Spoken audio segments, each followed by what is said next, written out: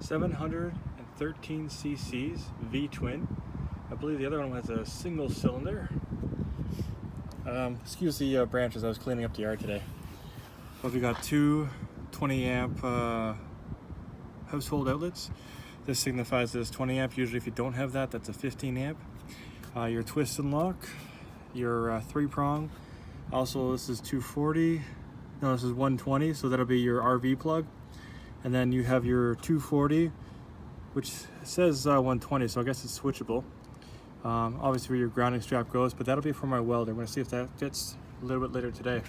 Hey guys, so as you can tell, there's a generator in the back. There's a bigger generator. Like you weren't able to see that thing when it was in the bed. There's like just a little bit, right? This one also has, if you look at the bar up top, and there's my finger, it has the crane thing, which was handy loading it. There's no way I'll be able to load this one up. The other one was 450 cc's, give or take. This one is almost double that. And there's no pull start, like no pull start, because it's over 500 cc's, and usually over 500 cc's, there's no pull. The funniest story is, I didn't even realize this until I got here.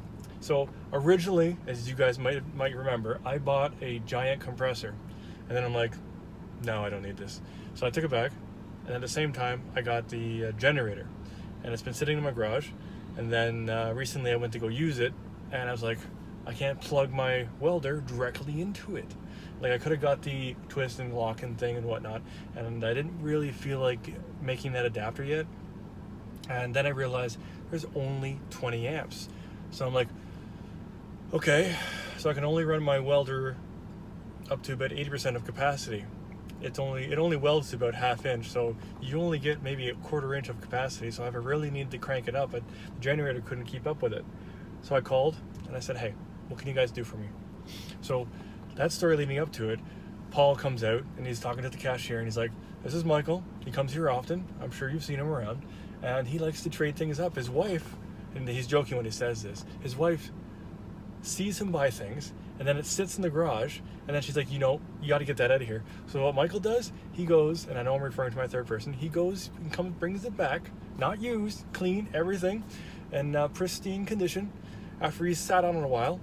And it could be at his garage, it could be at his work, it could be in his house, we don't know.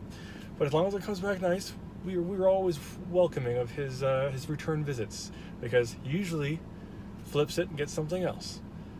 Evidently in this case, and I forget the cashier's name, I think it was Alan. Okay, in this case, Alan, we're gonna get him a bigger compressor. So we're gonna take back the old one, we're gonna give him this new one, and we'll see if he upgrades in 6 months.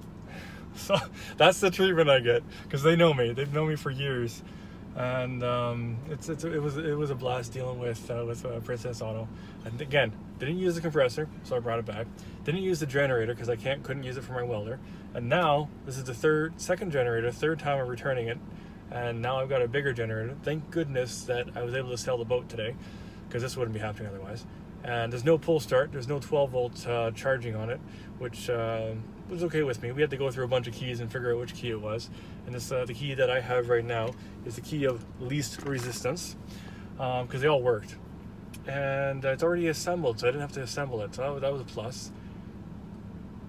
So I have to put oil in it, because my oil's still in that compressor. It's funny. But yeah, so things are good. And like I said, it has the lift mount right there, which was awesome for loading it. So it's going to be crazy awesome, not unloading it, because I still need a crane, but that's on the list. So I hope you enjoyed this random adventure and random story, but we're always on the up and up. So y'all be safe, and I'll catch you in the next one.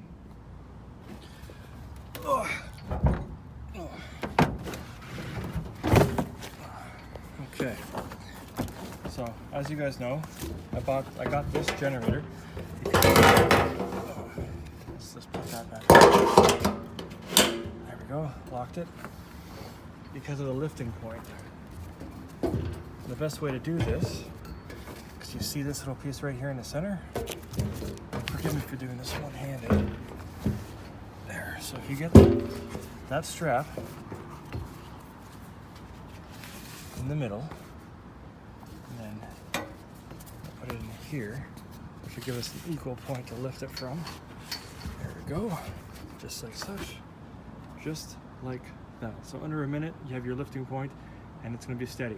Now I'm going to lift it up with the forklift.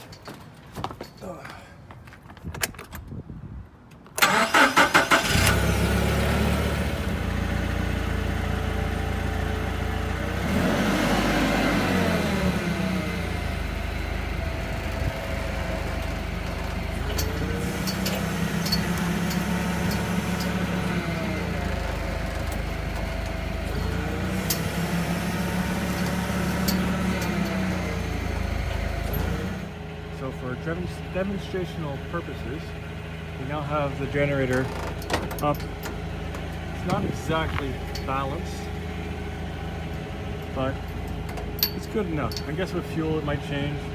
I might have to change that. I'm a welder and now I have a machine to weld with. So, oh, I'm a wannabe welder, let's put it that way. But yeah, that is how it's done. Thanks for watching, guys. Catch you in the next one.